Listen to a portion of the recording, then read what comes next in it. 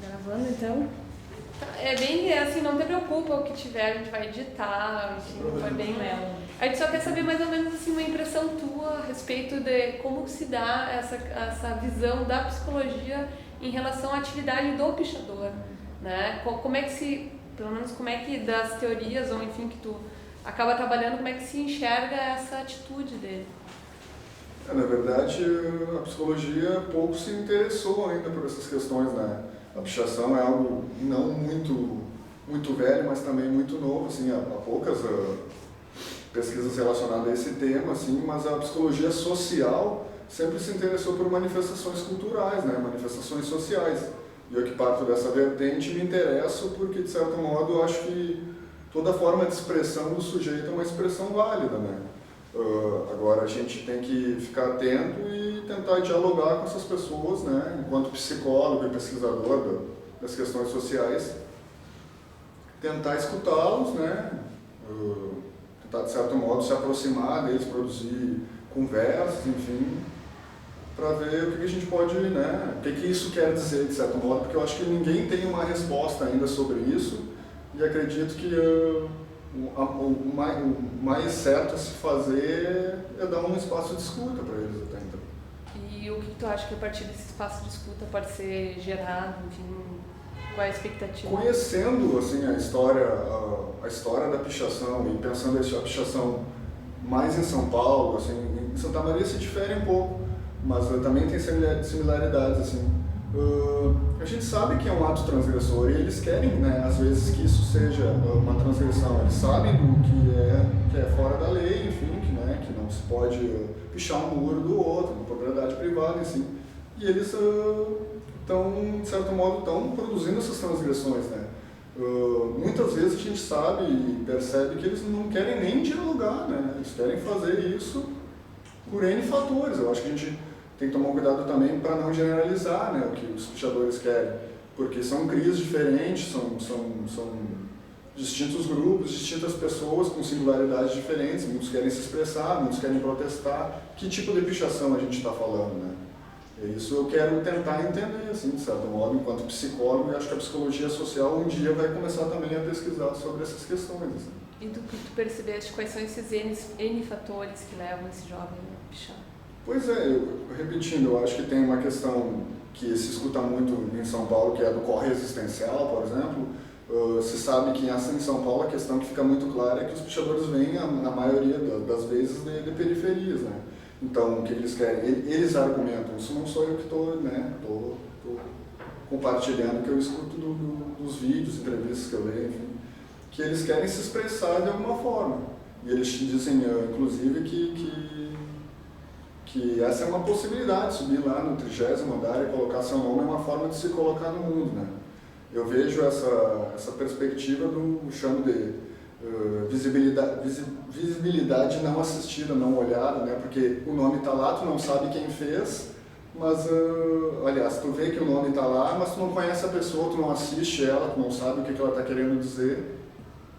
E me interesso por isso. E eles falam, desde questões de denúncia do social, pichos com referência à questão do amor, por exemplo, que a gente vê hoje nas manifestações muito relacionadas a questões de resistência, enfim. E aqui em Santa Maria, o que tu acha que levaria um jovem a pichar? Eu acho que, de certo modo, a primeira via é a da expressão, é a artística. Eu não consigo dissociar nenhuma forma de expressão de si, né, de uma expressão artística, pensar a vida como uma obra de arte, assim, nesse sentido. E acho que eles estão querendo se expressar. Aí, como eu volto a dizer, eu acho que a gente está atento, problematizar de que forma eles estão se expressando, né? Porque a gente sabe que eles estão correndo um perigo muito grande, né? Que é escaladas em prédios, enfim, a questão policial. A gente percebe que depois da Operação Rabisco e da Operação Cidade Limpa, as manifestações triplicaram, né? Então, fico atento para pensar que formas repressoras não potencializam ainda mais, né, esses atos de expressão. E psicologicamente analisando como tu verificaria esse aumento das pichações, o que é isso, de que forma esses jovens estão respondendo? Eu acho que não saberia dizer, assim, eu acho um grande perigo quando a gente tenta generalizar essas coisas, né?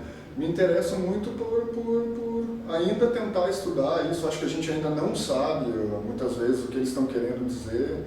Eu acho que, enquanto psicólogo, me interesso por isso, volto a repetir, a tentar escutar, tentar pesquisar sobre isso, quando posso me encontro com alguém que sei que fez, enfim, o que está fazendo, e tento escutar, sem questões morais, assim, né? Sem julgamento. Sem julgamento. Acho que a psicologia tem que se servir nesse sentido, né? A priori, ficar atento a uma escuta, né?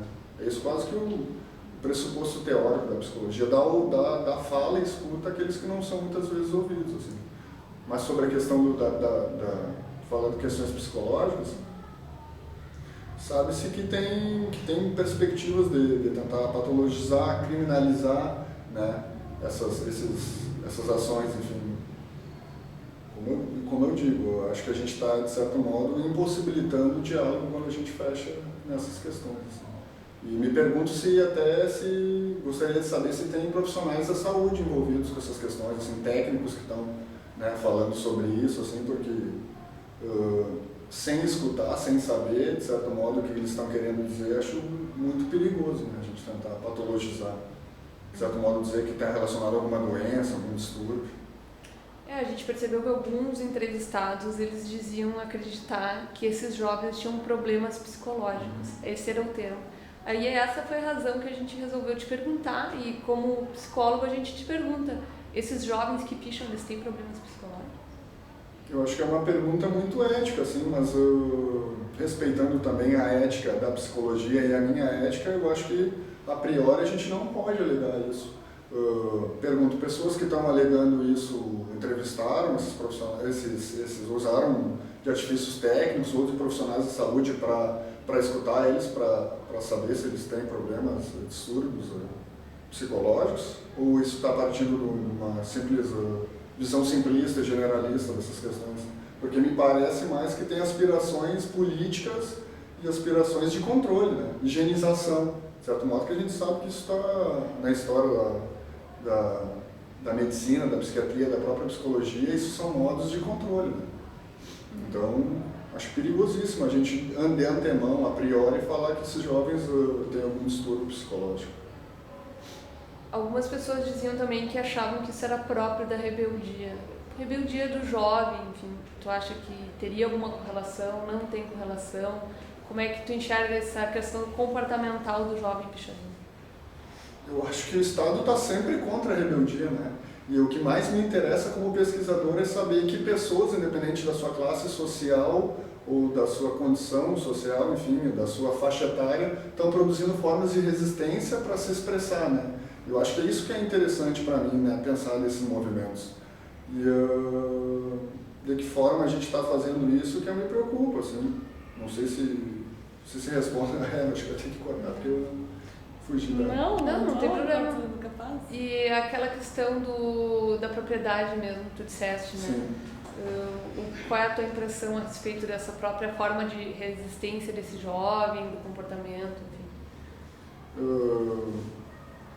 Eu acho que eles sabem, né, que o muro é propriedade privada, enfim, e é isso que me interessa, na verdade. Eu não tenho as respostas para isso, assim. Eu acho que a gente tem que estar atento a isso, tentar visualizar isso para pensar como alguém sabe que o muro é do outro e mesmo assim sai de casa à noite, num perigo, né, das ruas, enfim, da polícia, já está num aspecto da criminalidade, da criminalização deles mesmos, e essa pessoa vai lá e comete, né, se expressa dessa forma, assim.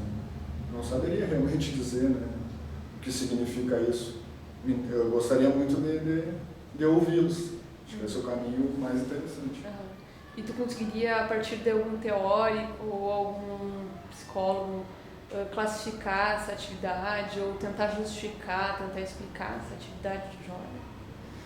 Bom, baseado nas minhas leituras Foucaultianas, eu me interesso isso como eu já tinha dito, que se a gente partir de um pressuposto que a vida que cada vida é singular e a gente tentar fazer com que a vida se torne uma obra de arte, enfim, me interesso pela forma como eles estão se expressando, né? Correndo esses perigos e problematizando a sociedade em si, porque até mesmo se a gente partir do pressuposto de que eles estão doentes ou eles são doentes, o que eu acho extremamente equivocado, né?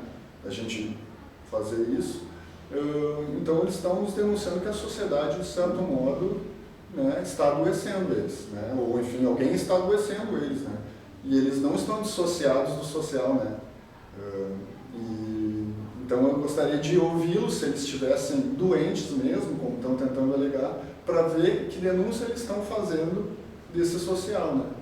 Que a gente vive, que a gente está inserido. Eu acho que o papel, independente da área que a gente está se baseando, que teórico a gente está usando, mas partindo do pressuposto Foucaultiano, é tentar dar ouvido e escuta essas pessoas que estão nessas margens, né? Porque é engraçado pensar que a maioria surge da periferia, né? E vem ao centro se manifestar e utilizar da propriedade privada e pública, né? Eu acho que isso é algum sinal, né? Isso aí, acho que tá bem legal. Tá. Acho que dá pra usar várias partes. Vai.